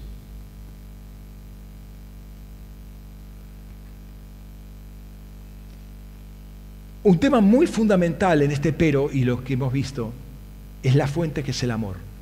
El amor a Dios o a Jesús o el amor a Adán. Esas son las dos fuentes. A ver, las dos alternativas, ¿no? Porque es el amor que va a dirigir nuestro vocabulario y nuestros peros. Si es el amor a Dios, el pero va a ser contra el diablo, contra la fuerza del mal, contra la vieja naturaleza. Todo eso yo le voy a poner un freno con mis peros. Pero si el amor es a eso, yo le voy a poner un freno a Dios. El pero siempre va a estar, ¿no? Ahora, a mí me llama la atención una cosa, y voy a terminar con esto, y para que veas una cosa interesante. Me tomé el trabajo de revisar 1 de Juan capítulo 4, el gran capítulo del amor, ¿no? 1 de Juan capítulo 4. Ahora, desde 1 de Juan 3:17 hasta el final del capítulo y todo el capítulo 4, hijito, no amemos de palabras ni de lengua. Desde ese momento no aparece un pero. En todo el capítulo del amor no hay ningún pero. ¿Cuándo aparece nuevamente el pero en el Juan? Pero hay pecado ¿qué? 1 de Juan 5:17.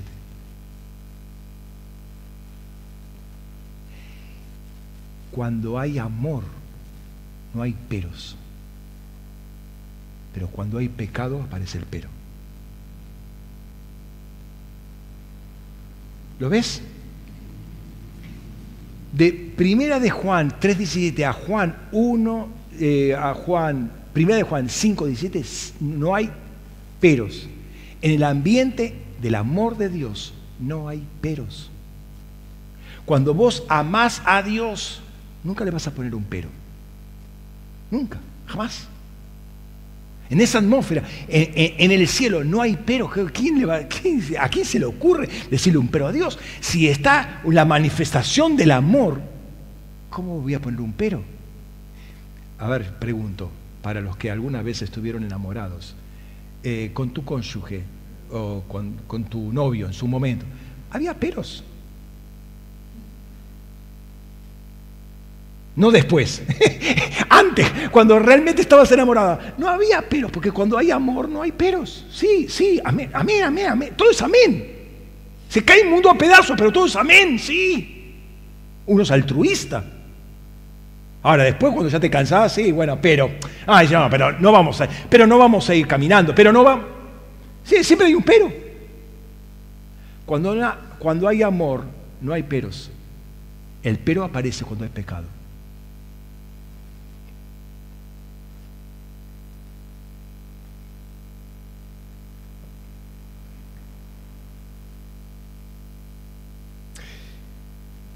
Termino con este texto.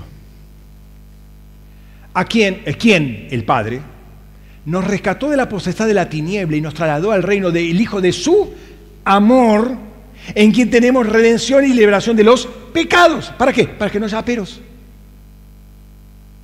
El Hijo de su amor, o sea, entramos salimos de un ambiente de pecado, de mundo, caído, entramos al reino del Hijo de su amor, ahí.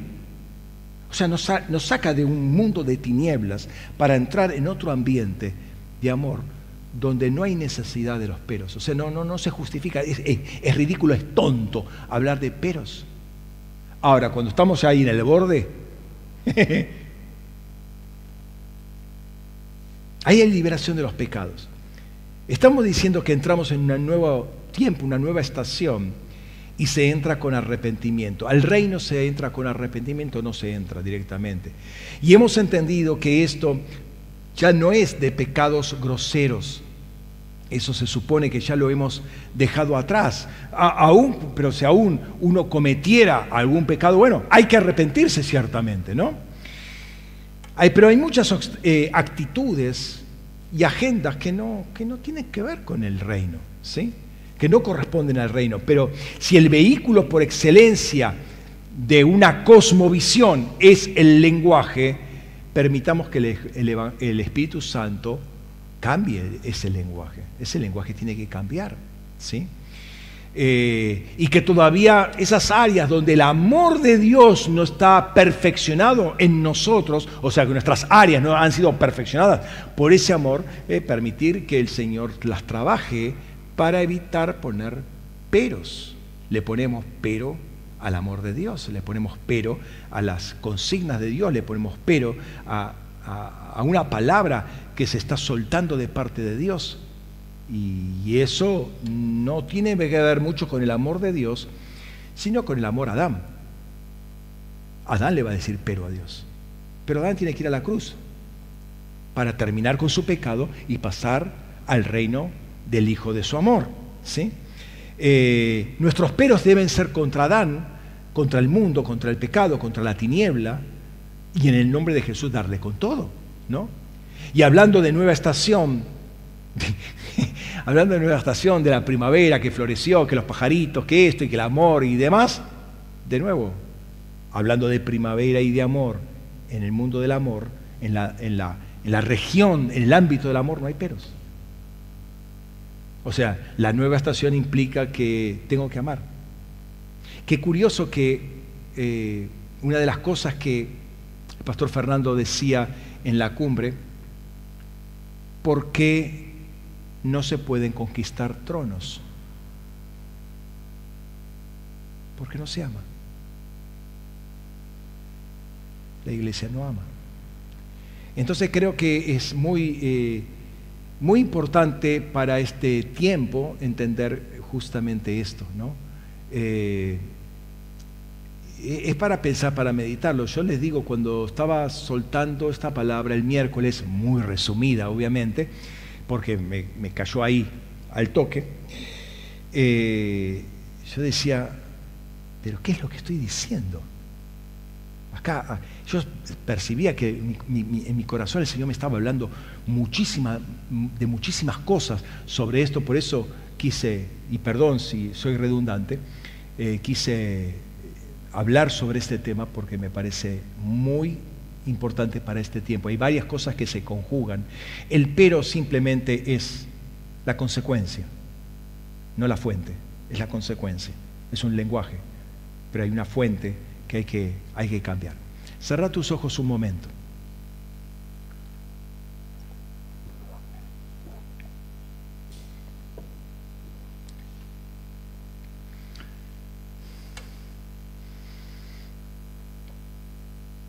Señor, te pedimos perdón en este tiempo, en este momento, a la luz de esa palabra, por todas las veces que dilatamos una respuesta a una pregunta tuya, a una directriz tuya, a una palabra tuya, a una revelación. Tú no estabas hablando y dejamos que otros lo hicieran. Tú no estabas hablando y pusimos nuestra agenda, nuestras prioridades primero. Tú no estabas nos diciendo una cosa y sugerimos otra cosa. O algo para complementarlo, para mejorarlo. Y después decimos, eso es religión. Pero lo hicimos. Señor, gracias por la paciencia que tú tienes con cada uno de nosotros. Y esa paciencia es justamente para perfeccionarnos. Ese tiempo que tú desarrollaste es para que tu gracia avance y seamos transformados. Para que tu justicia obre en plenitud con cada uno de nosotros, o en plenitud en cada uno de nosotros, y que no seamos juzgados por estas palabras ociosas.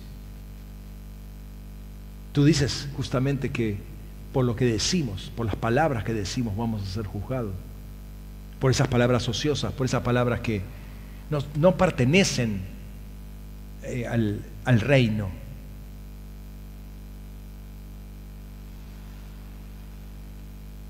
Señor, queremos, sobre la base de este perdón, arrepentirnos y ser más cuidadosos, ya sea en forma explícita o implícita, con lo que decimos y con lo que hablamos y cómo respondemos. Y Señor, tú sabes, nosotros sabemos muy bien que tú sabes. O sea, nosotros no tenemos que decirte lo que vivimos, lo que tenemos, lo que no tenemos, lo que nos falta. Tú sabes perfectamente. Y cuando tú das una consigna, cuando das una palabra, cuando tú hablas a nuestras vidas a través de las Escrituras, o por una palabra particular que recibimos, tú sabes todas las cosas. Y no podemos poner nunca eso como paliativo para no hacer lo que tú dices que tenemos que hacer. Señor, perdónanos porque muchas veces no pusimos el reino en primera prioridad.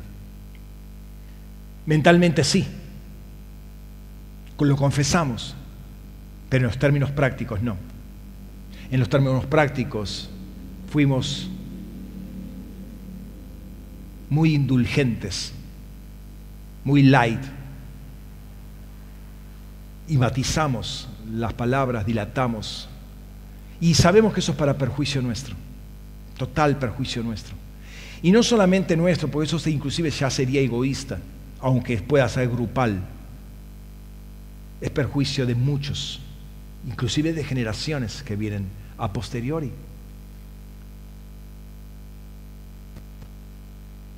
Señor, en el nombre de Jesús queremos cambiar nuestra forma de pensar. Y queremos disponernos a pensar como se piensa en el reino. Queremos que la mente, nuestra mente, sea la mente de Cristo, quien nunca dilató una palabra, quien nunca transó una palabra, que nunca comercializó una palabra, que nunca dejó de hacer lo que veía hacerte a ti.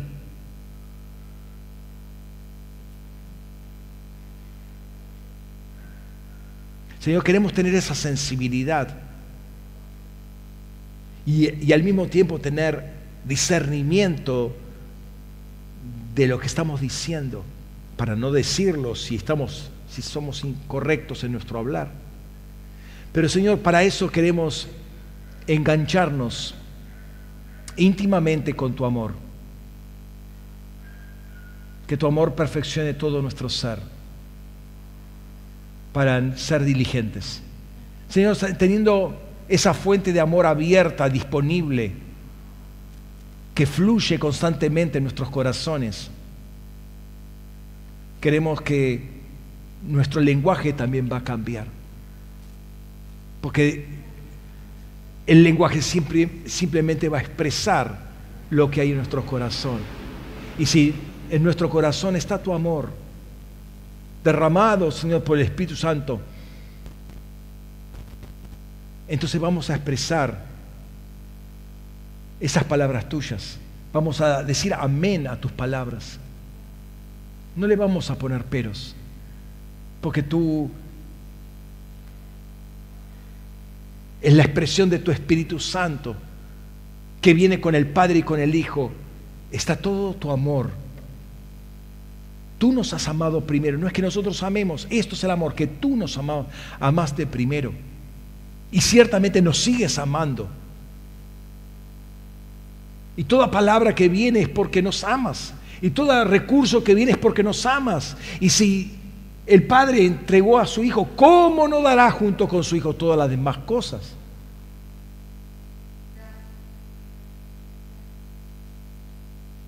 ¿Cómo podremos poner un pero? ¿Cómo podemos poner otra opinión sobre tu palabra?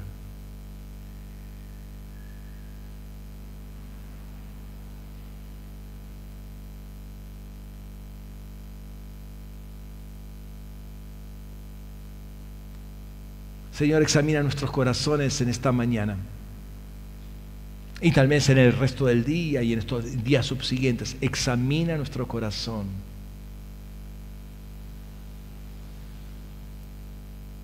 para sacar toda tiniebla de él, para sacar todo aquello que todavía es adánico, es rebelde, es testarudo, es terco, es obstinado, es porfiado. Da coces contra el aguijón,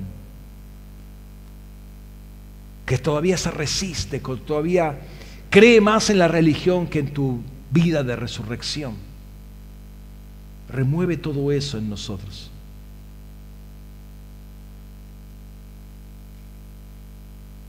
Porque nos has dado herramientas preciosísimas, valiosísimas, poderosísimas para ponerle el pero a la tiniebla, para ponerle el freno a toda maquinación de la tiniebla, en el nombre de Cristo Jesús. Señor, queremos honrarte en esta mañana, Señor. Queremos declararte Señor y Rey sobre nuestras vidas, sobre nuestro lenguaje, sobre nuestro corazón, sobre cada área, Señor. Porque tú ministraste, o tú moriste y resucitaste por todo nuestro ser. Todo nuestro ser está involucrado. Señor, no hay área que no haya sido comprada por tu sangre. Y por eso podemos darte gracias y estar delante de ti en esta mañana. En el nombre de Cristo Jesús. Amén. Amén. Vamos a acercarnos a la mesa para participar del pan y de la copa. Por lo cual vamos a dar gracias al Señor. Él es bueno, Él es bueno, Él es bueno. Padre, gracias por este tiempo, Rey. Queremos honrarte. Queremos honrarte, Señor. Honrarte, honrarte. Honrarte, Señor. Necesitamos de ti, Señor. Cambia nuestra forma de ser, Señor. Cambia nuestra forma de hablar, Padre. ¿Quién es digno de acercarse a tu mesa, Señor? El único eres tú, Señor. Por eso tú dices que nos acerquemos dignamente, de la manera correcta. Y sabemos que no podemos hacerlo con peros en nuestros labios. No podemos hacerlo con excusas. No podemos hacerlo con nuestras propias agendas. Lo hacemos en total sumisión a ti, en conciencia, en entendimiento en los tiempos que estamos viviendo. En el nombre de Cristo Jesús, Señor, tomamos del pan y de la copa, te damos gracias, las bendecimos, Señor, y participamos de ellos, participamos de nueva vida. Señor, así como ingerimos el pan y no le ponemos pero al pan. Qué interesante. Tomamos la cena del Señor, no le decimos, sí, pero hoy no vale la pena. ¿Cómo que no vale la pena? Si tomo hoy, ¿es necesario que tome mañana? o ya es suficiente. ¿Y qué te dice el Señor? Señor, en el nombre de Jesús, tu pan es pan de vida, es vida eterna en nosotros. Tu sangre que habla del perdón, habla de reconciliación, habla de tu justicia. Señor, en el nombre de Jesús, sea tu vida de resurrección en nosotros. Se manifieste tu gloria en cada uno de nosotros, Señor. En el nombre de Jesús. Gracias, papá. Gracias por el pan y por la copa. Las bendecimos, Señor. En el nombre de Jesús. Amén. Amén. Amén. Participe, hermano. Gracias.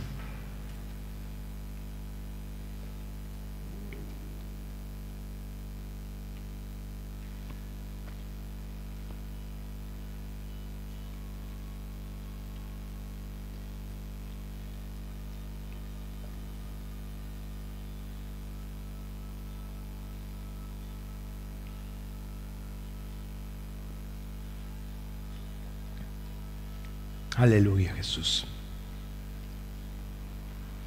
Gracias, Rey.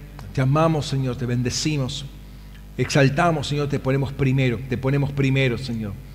Lo segundo está muy distante, Señor, en este momento. Está muy distante de lo primero. Lo primero, Señor, está lejos, está en la luz plena. Lo segundo ya está en las sombras. Y no queremos poner una cosa por arriba de la otra. Señor, tú eres primero, el reino es primero, Señor. El reino es primero, tu justicia es primero, Señor. Tu verdad es primero, tu luz es primero, tu amor es primero, Señor. Tu misericordia es primero, tu verdad es primero, Señor. Nuestra diligencia a tu palabra, Señor, vuelve a tomar prioridad en nuestras vidas. Nuestra prontitud. En el nombre de Cristo Jesús. Amén, amén. Gloria al Señor. Amén, hermanos. Bendiciones. Gracias por compartir este tiempo. Los que nos han seguido por internet, el Señor los bendiga ricamente. Nos vemos la semana que viene. Bendiciones. Paz.